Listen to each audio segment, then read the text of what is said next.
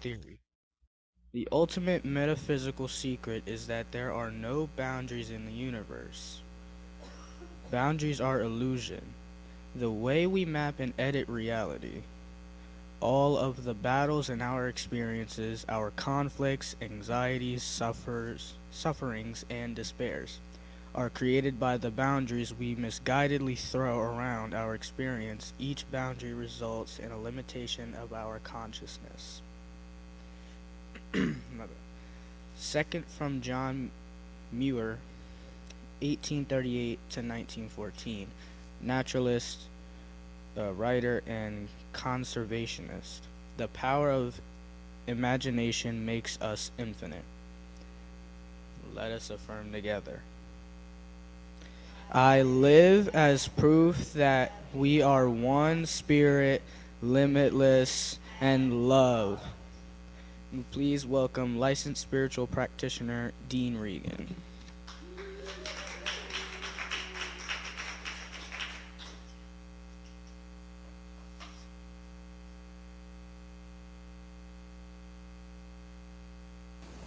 Hi.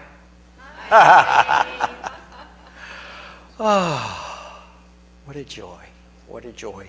A joy to see you here, a joy to see you here. And this is Palm Sunday. Everybody know what Palm Sunday is about? Yes. So there was this dude, Jesus, I think he was born in Bethlehem, rides back into Jerusalem on Palm Sunday. They're singing great praises. Hosanna. Later he would be called the King of the Jews. So this day was a day of possibility. And as I bring my awareness within, as we start this, I breathe in that sense of possibility as this magnificent human being experiencing and expressing Christ consciousness rides in on a donkey steed, humbly into the city. And as I become still in this moment, I just encourage us all to become present with that moment of possibility. What could happen? What are the possibilities? Now, the week that followed that Palm Sunday was filled with many adventures. Perhaps welcome adventures, perhaps not welcome adventures. But possibility was ever present, and that's what we honor today on Palm Sunday. Waving the palm fronds of possibility. There's something in this image, there's something that is moving, there's something that is alive. There's something that is entering into the city of life. Just today, as it did long ago, in this now moment, this city of life entrance is always possible. It's always unfolding for each one of us. So as that presence of Christ consciousness entered the city, not with force, but with humility, I just ask you to breathe that in for a second. Breathe in and breathe out. And if you're in your home sanctuary,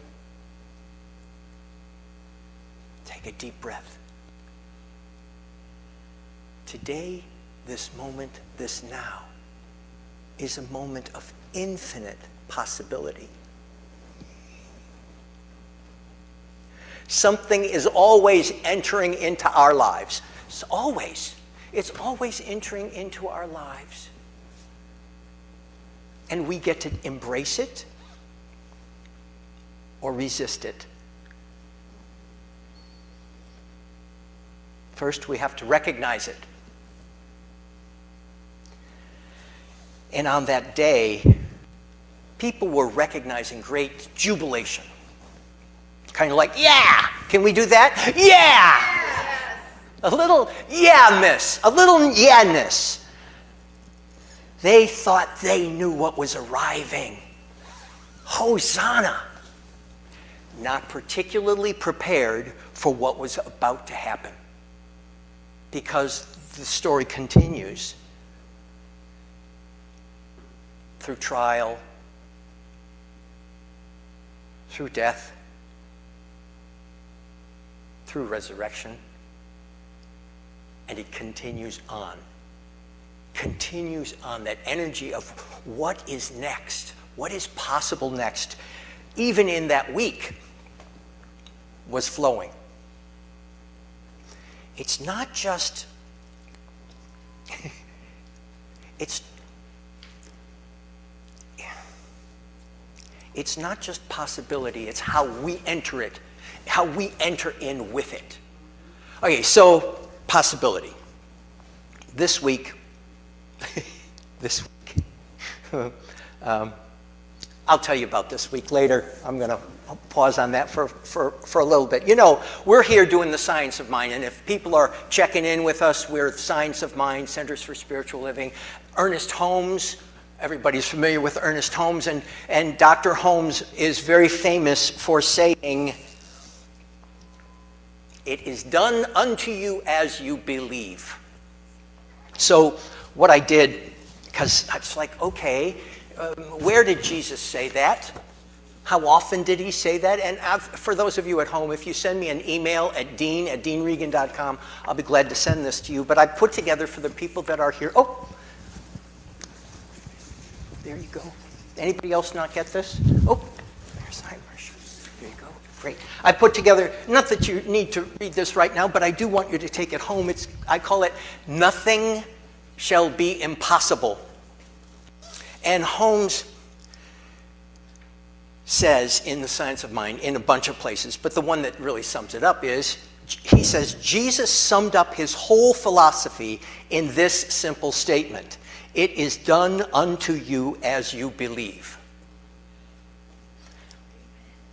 And up above that, I've got quotes from the Bible where it talks, and I'll just read the first one. I love this one. It's from Matthew. If anybody wants to go out to the Bible, this is Matthew 8:13. It says, "And Jesus said unto the centurion," this is all part of a story, "Go thy way, as thou hast believed, so be it done unto thee. And his servant, who was ill, was healed in the self-same hour." He didn't say he went to urgent care and they sent him through and then he went to the ER and then they did some x-rays. He didn't say that. He said, boom, that self-same hour. And I figured news was traveling very slowly in those days, so I'm going to go for an instantaneous healing. The self-same hour, I'm good with that. Well, that's, for the Science of Mind, that's what we study, that idea that it is done unto us as we believe. So take a moment, close your eyes gently, and take account of how your life is right now. Just how it is. No need to judge it, good, bad, or indifferent.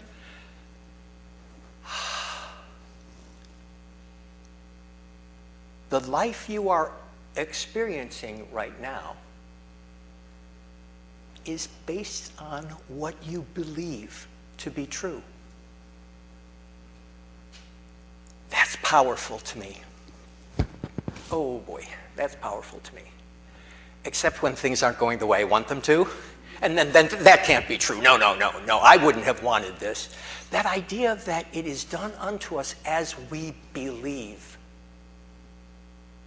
Not as we gossip, not as we have the opinion of, not as we yammer on, but as we deeply believe.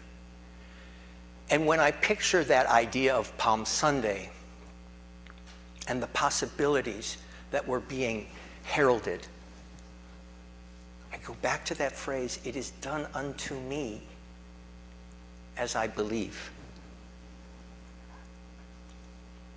This is, and I like to in each moment go, as you probably well know, how is this happening for me? The proclivity can be, oh God, how is this happening to me, when things are not going well, and then, yes, when things are going not so well. But the wonderful news, the good news is, we're already working with the principles of the science of mind. It's not like you have to learn them.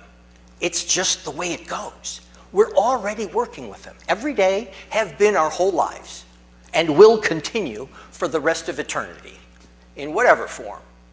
The glory about the whole Ernest Holmes adventure is he helps us to determine how we can use these principles. We get to see them, we get to identify them, and then we get to put them to work.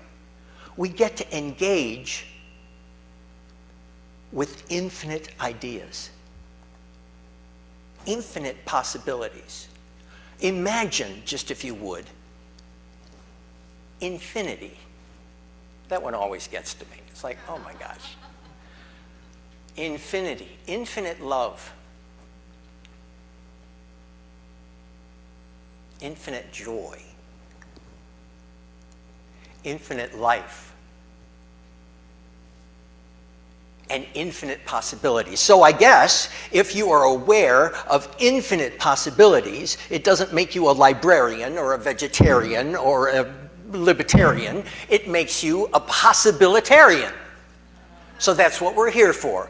That as far as I can tell, and Dr. Peale, Norman Vincent Peale is up there credited with that whole idea of being a possibilitarian. Okay, so I told you I had a story to tell. This week, I was so grateful to be doing this talk because I got to focus on this idea all week long. How do I feel about this idea? What do I want to share? And the three things that I wanted to share were joy, empowerment, and light.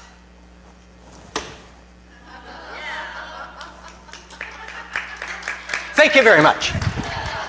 So, joy, empowerment, and light. And then I moved my lips. That was the possibility that I saw this week. As I entered spring break, class was out. I got to do some homework, catch up on music theory. Oh my God. Let's not go there. Infinite possibilities in music theory, just if you want to know. But so infinite. So we're bopping. We went over to Marcia's, got our hairs cut. Frank, Ray, and I looking all kind of spiffy. And then a loved one found their way into the hospital. And that was not part of the plan. And let's see, what was going on? There was fear, there was doubt, there was worry, but it was minuscule and momentary on my part because I kept focusing on how is this happening for me. My loved one is in the hospital. How could that possibly be happening for me? That's not a good thing. That can't be happening for me. Well, I ask you to go back to the idea of how is this happening for me from a different perspective. At the very least, it allowed me to celebrate that I love being outside in nature, as opposed to in the ER where you couldn't find a window if your life depended on it. Or, I so appreciated the care that was going on. And the safety. How is this happening for me? I'm here. Well, let's go back to in that self-same hour. I'm open to instantaneous healing of all beings everywhere. And when I say healing, I'm not exactly saying, okay, take these cells and move them over here so they behave in this way. Okay, let me think it into. We're talking about knowing the truth. We are whole. My beloved one is whole, perfect, and complete. Are they looking that way necessarily? Not in my experience, but I know that to be their truth. And I know it to be my truth. How is this happening for me when I'm crying? What's up with that? Well, I'm in touch with my feelings. And then there was this one person in the ER who was clearly very good at telling tales. And they had been there for 4 hours. And it felt like they were going to be there for 40 hours more as they were telling me tale after tale after tale. I mean, the stuff that the best stories are really made of. And I breathed, and I wished this person the very best, the very highest and the very best. For I was looking at what the possibilities for revealing truth were.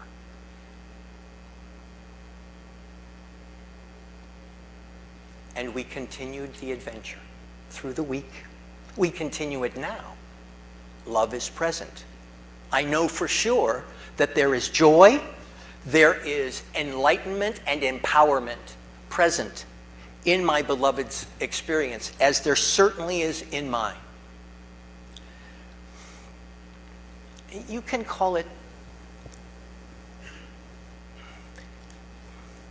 I don't even want to say, you can call it not wanted adventure number 1, or not wanted adventure number 2, or not wanted adventure number 3. We may all have some adventures that we're experiencing right now that is not a wanted adventure. I encourage you to recognize that there is more peace on this planet and this in universe than there is not peace. Love is a creative energy. There is more love expressing, even in the corners of darkness. This is the possibility that I imagine. Imagining that life is ever present in peace, in joy, in power. It's just the way that I've been seeing it this week, and what I wanted to bring to you all. So I bring to you all one final thing. I'd like you to find a partner. And I would like one person, and then we'll switch very quickly, to say a situation that they're not really all that excited about. And the other person gets to say, how might that be happening for you? And you get to answer. Are you coming up with maybe? I'm sure it's really hard to come up with anything that might be negative in your experience. But just for this exercise, pretend.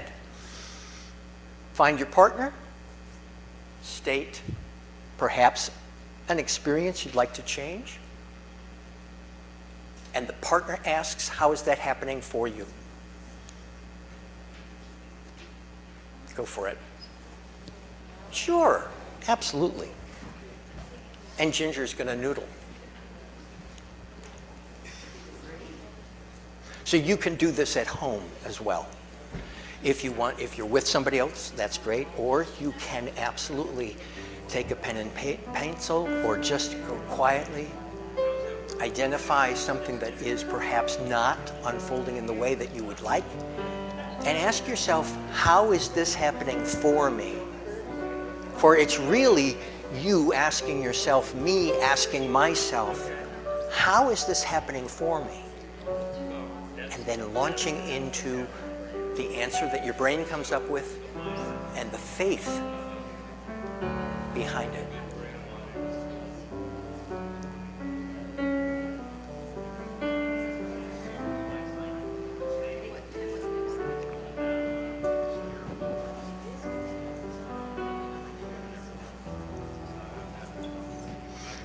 I'm also going to then ask you to switch when it's time, and then turn your attention back front when you're complete. Recognizing that if I ask you to complete too early, ask yourself, how is this happening for me?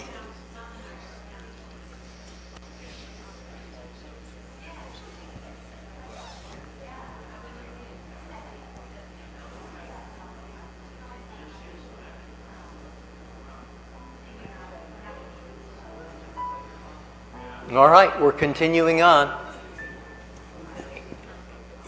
Switch, switch, switch, switch if you have not already.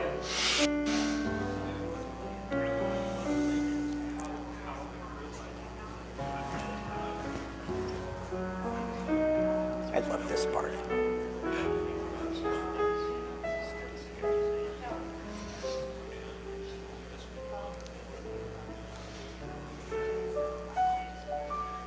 Are you almost ready? Okay, I'm going to ask everybody to gracefully bring your attention up to the front. Gracefully bring your attention up to the front. And again, if you'd like this information, if you're home, send me an email. And there's also a book that I was reading all this week. And here, let's get this here. It's Reverend Kathleen had recommended this book called Prayer, and it's a compilation of what Ernest Holmes says about prayer in The Science of Mind, word for word. It is a wonderful, wonderful book, absolutely wonderful, and I would encourage you to get it or if Science of Mind, some people go, oh, Science of Mind is so heavy. I think it's kind of delightful. It's a lot of delightfulness, but there is a book called This Thing Called You also. So turn within. As I focus on that sense of joy, joy, I had a friend who had a character that they did, and that character would walk up and say, oh, it was fabulous. I experienced contagious joy. The idea of contagious joy that spreads like wildfire. In this day of possibility, I ask you to imagine joy, empowerment, and light in every aspect of your life. There is this love, this light, this joy. I speak this word recognizing that we are possibilitarians to the extent we choose to be. I speak this word recognizing that the law, the principle, the life, as outlined by Ernest Holmes, sparks my imagination with love and possibility and life. And in this moment, I give great thanks for this knowing. I give great thanks for this prayer. And I release my word into the law, imagining that it is done. And so it is.